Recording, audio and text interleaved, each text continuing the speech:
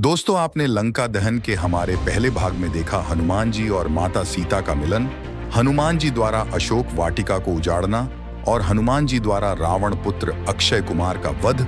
उसके बाद रावण पुत्र मेघनाथ द्वारा हनुमान जी को बंदी बनाना। दोस्तों, अब आइए देखते हैं लंका दहन का भाग 2।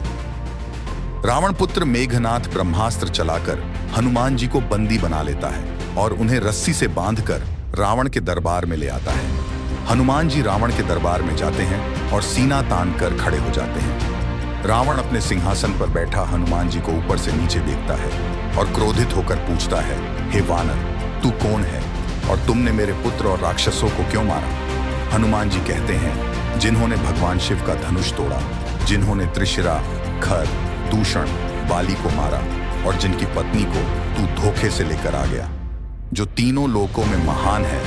मैं उन मर्यादा पुरुषोत्तम श्री राम का दूत हूँ। मुझे भूख लगी थी तो मैंने फल फूल खाए। वानर स्वभाव होने के कारण मैंने पेड़ों को उखाड़ दिया, लेकिन जिन लोगों ने मुझे मारा मैंने उन्हीं लोगों को मारा। मैं प्रभु श्री राम के काम के लिए यहाँ आया हूँ। तुम भी अपनी जिद छोड़ो और माता सीता को भगवान श्री राम को सौंप दो और उनकी शरण में चले जाओ। हनुमान जी के मुख से यह बातें सुनकर रावण बहुत क्रोधित हो जाता है और कहता है, एक बंदर मुझे शिक्षा देने चला है। रावण हनुमान जी को मारने का आदेश देता है।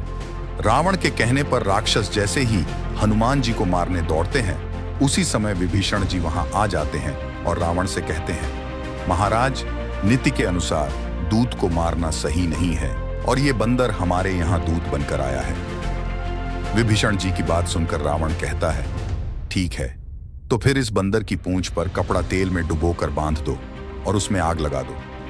एक बंदर की ममता उसकी पूंछ में होती है और जब यह बिना पूंछ के अपने मालिक के पास जाएगा तो मालिक को साथ लेकर आएगा।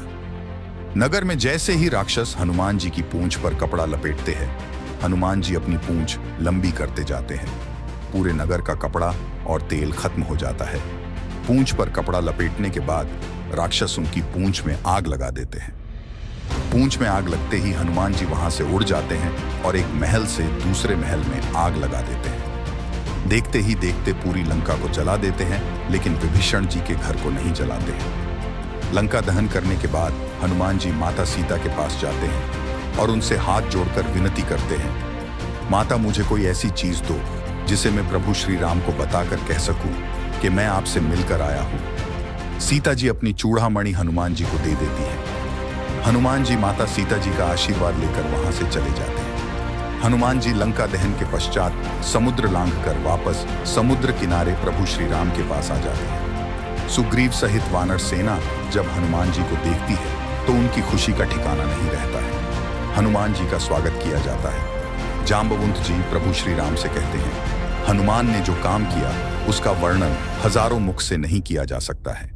प्रभु श्री राम हनुमान जी को गले लगा लेते हैं और माता सीता का हाल पूछते हैं और कहते हैं, हे हनुमान, तुम्हारे जैसा उपकारी इस पूरी सृष्टि में कोई और नहीं है।